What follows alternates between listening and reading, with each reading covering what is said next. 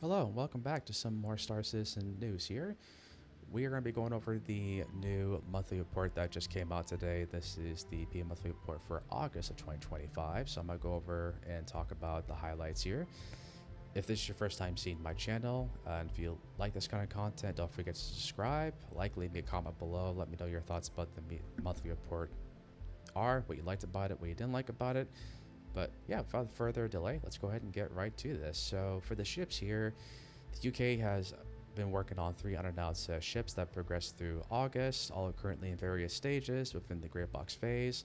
One is approaching its final review, one is receiving improvements to component accessibility, and the other recently entered following its White Box Gate review. So these are new ships that we are not, at least I am not aware of what they are. It looks like one is approaching its final review. That is all currently in various stages within the Grey Box Gate. So one is finalizing in the Grey Box review. They don't say how big these ships are, so I have no idea when they're gonna show up in the game. I assume they're probably just vehicles, small ships, medium ships. So this could be the ending point towards the end of the year. It could be early next year, so we'll have to see. For other ships, the Anvil Paladin progressed into its Lot 0 stage, having had feedback from the Grey Box Gate review actioned. The exterior, which was slightly behind the interior, has now caught up, allowing for further refinement between the two. Here's the picture of the Paladin, currently the exterior of the ship that they are working on. That's in the progress. So this ship, I think we are going to be getting this probably actually towards end of the year, I would see. So December, I would think. I would be shocked if this came during IAE because they're already focusing on another ship that I will be talking about here in a couple of minutes. But if you don't remember, this is the Paladin. This is the gunship that's replacing the Redeemer, pretty much, with the size 5s on there. It's a medium-sized ship. So this is, what is this length? 53 meters in length. It's, yeah, no, it's a pretty good medium-sized ship here. It's not going to take them that long to finish it. They're already on the Lot 0, and they're finishing up that stage, it looks like here. After this, I believe it's just final art and then PU testing. So in those, after you get there to those two steps, the ships go down or are finished up pretty quickly at this point. So we will see this very soon. Other ships here. Kruger L21 Wolf has released within the team. Excited to see the reception of the new ship. Also continue the bug fix issues during its flight release, such as the glass shader being extensively worn alongside implementing the component base. So eventually we're going to be getting component base to the L21 Wolf, and that ship was just released actually during 4.3.0, that patch release. So that's currently still up at the store to pick up if you want to get that. It's a light fighter, so if you're a fighter pilot, go nuts, go for it. This here talks about the Drake Ironclad and Ironclad Assault, progressing through their white box reviews. Team finalized the asset kit that will be used across this and other Drake ships. Okay, so they're finalizing the kits for the Ironclad Assault. So that is actually going to be the ship here. That was concepted actually last year during, what was it, Invictus launch week last year? Yeah. So this was last year in May when this was first pitched as a concept. It's weird that they're no longer going to do concept ships I heard about. Here's the Assault. These ships are pretty large, so 120 meters in length with this 52 meters, and yeah, no, these are pretty large ships. So if we're still talking about like these ships here still being in their, I hate to say it, but this is coming out next year if they're still here. And I'm looking for keywords here. So they already mentioned the great white box reviews. It's still progressed. It's not final white box review, so they're still on white box review. Yeah, this will be next year, unfortunately. Man, I'm really looking forward to that ship. I really wanted to see that like end of the year, but it is what it is.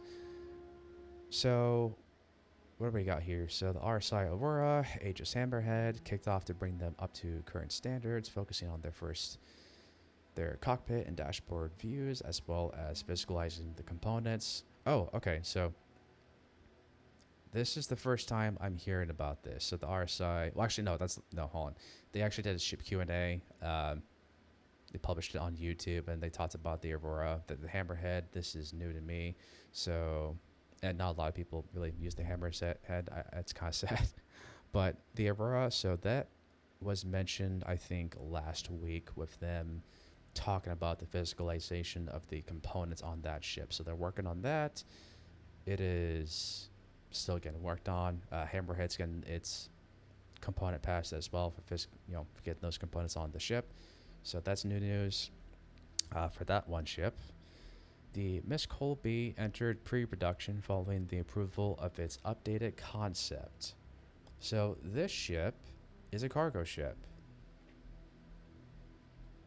Do I have that somewhere? I do. Here's the whole B. So, whole B. This was the original concept of the ship. This is your next step up after the whole A for cargo transportation. And it takes about 384 SCU worth of cargo, so it's just all out there, exposed.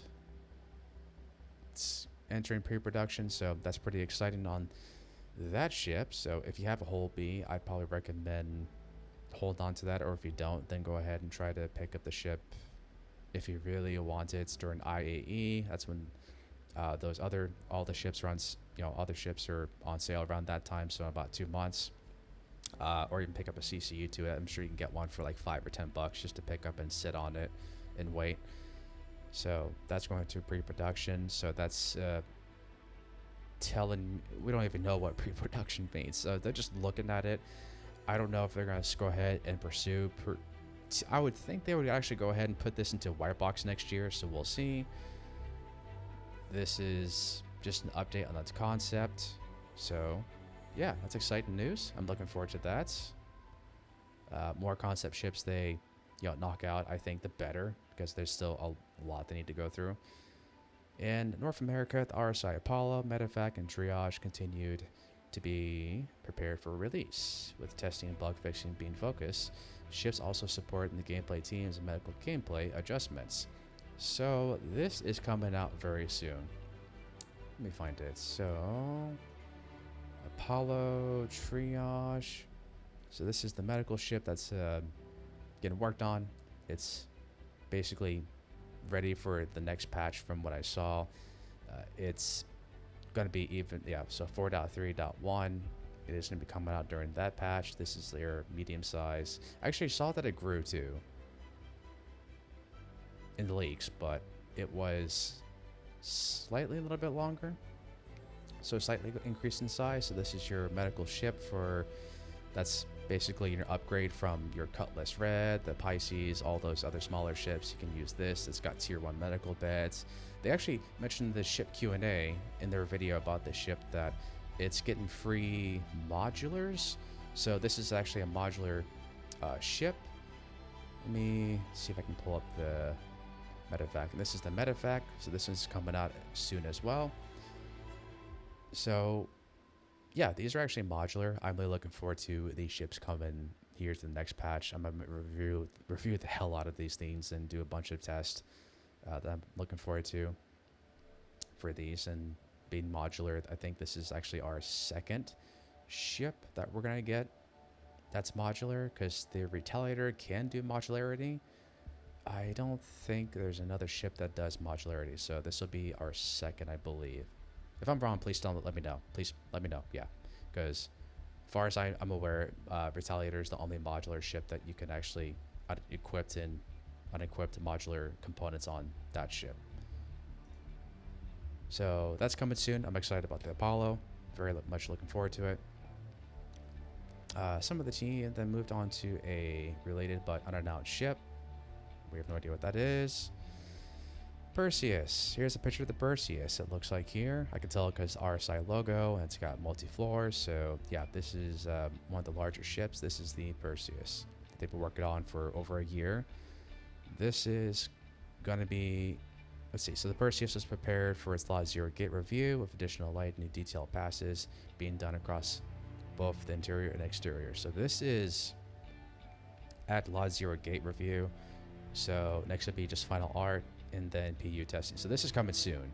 I believe even John Crew commented that this ship is going to be showing up during IAE. So in about 2 months, this will be here. So in about 60 days, 70 days-ish, because IAE is in the mid of November, we will be getting this very, very, very soon. I am looking forward to this ship. Very much looking forward to it. Very exciting. Drake Kraken. Drake Kraken pre-production phase continue too. Did? Okay, so the Kraken is still in pre-production phase. I still don't understand the whole pre-production, if that's just the first step and then white box. I don't have a clear definition of what that means typically. I just assume that is just they're looking at the concept and the old concept of this ship, because the Kraken is this ship here. This is a very large light carrier. It's a capital ship. This is supposed to be coming over the next maybe 2 years. We'll see. It's a big capital ship. It's got a ton of cargo. So I'm very much looking forward to that ship. When it comes in, they're going to probably use the kits that they used for the Ironclad to speed up that process and make this ship to have this hopefully flight ready by, I'm crossing my fingers, I'm hoping by 2027. I already know we're not getting this next year, because they're also working on the Pioneer. Wait, and there's no news about the Pioneer. All right, awesome. I'm actually looking forward to that ship too. But yeah, Kraken is, I'm really, really hoping that it's a 2027 ship. So in about 2 years that we might get that next capital ship. I think I actually missed to show you guys the Perseus. Here's the Perseus. This is the ship that I know we're going to be getting in about 2 months. That's the heavy gunship. But I think that's all we have for ships here at the moment. So there was something else here, and let me try to find them. I believe dynamic server meshing was one of them I wanted to talk about. Oh, and this too.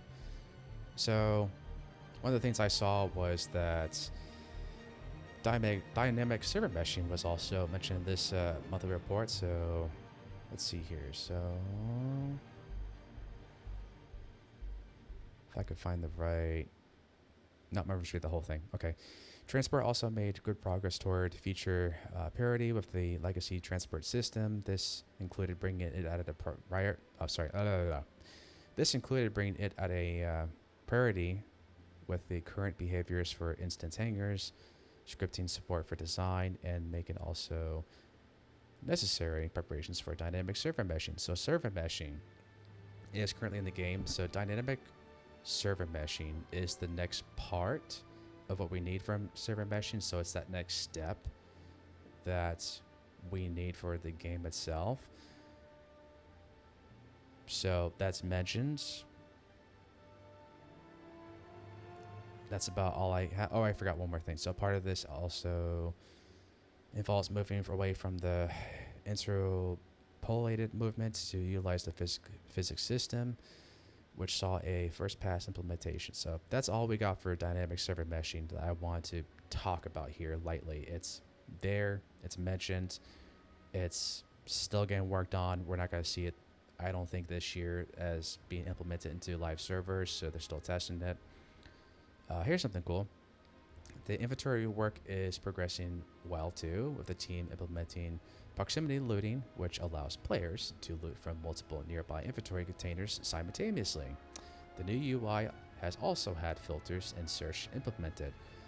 So this, I'm trying to remember the video. There was actually, oh god, I forgot what it was called, but there was a video that was put out, I think in summer, maybe early summer or late spring, but they actually showed this already. This is probably just a new screenshot, but this is the same layout of the screen that we saw in the video. This is going to be that new inventory we worked that they're going to be working on. So this is what we're getting at some point. No dates. They love not giving out dates, but so this I would expect next year maybe we're going to get. They're still testing it, so we'll see when that comes along, but I think that was it. Oh wait, no, there's one more thing. Base building. Gotta be kidding me. Is there nothing about base building?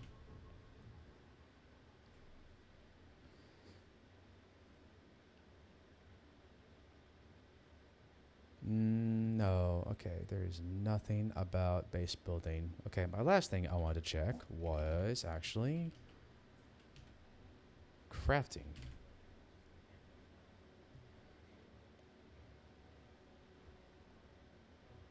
Okay, so let's see. For crafting, the team implemented an offline version of the blueprint surface, which is used to stand in to support the player-bound blueprint library until the actual surface starts deployment. This also finished the first playable prototype of crafting in a multiplayer environment. So crafting, this is relative to base building. That's where they're at. It's getting worked on. What's going to come with the game, we don't know. So if they're already at the point of doing this in the offline version and testing this, they're still testing it. There was a prototype of crafting that you can get from the ADS facilities for like the multi-tool attachments, medical device, that kind of stuff that we have in the game right now. So those are in. They're doing more for crafting. We'll see it when it comes in. There's something else here. This is part of economy. So I guess this is short. Last month, the economy team progressed with new iteration of the economy based on the data they recently gathered. They're currently looking into changes to the buy and sell prices of FPS armor, weapons, consumables. They're also updating profit margins of salvaged vehicles, including components, in the effort versus reward algorithm. This is being done as part of an ongoing initiative to ensure crafting is profitable. We visualize the salvage of vehicle components and prevent exploits. So that's economy. I actually am kind of happy that they are going to be looking into the changes, the buy and sell prices for the... I kid you not. I spent hundreds of thousands of credits on just ammo itself. So, and ammo is counted as consumable as well in the game. So I really hope they lower the prices for ammo down because, wow, like it is expensive to do bunker runs, anything on FPS ground. It's getting more expensive to do all that kind of stuff. So I hope they lower the prices. It's a lot. And I mean, that's something that maybe I would think that they need to look at. But weapons, armor, I don't feel like needs adjustments. I mean, consumables, yeah, definitely, at least the ammo for sure. But yeah, that is all we got for the monthly report that I went over here. Again, let me know your thoughts, and I will catch you on the next one.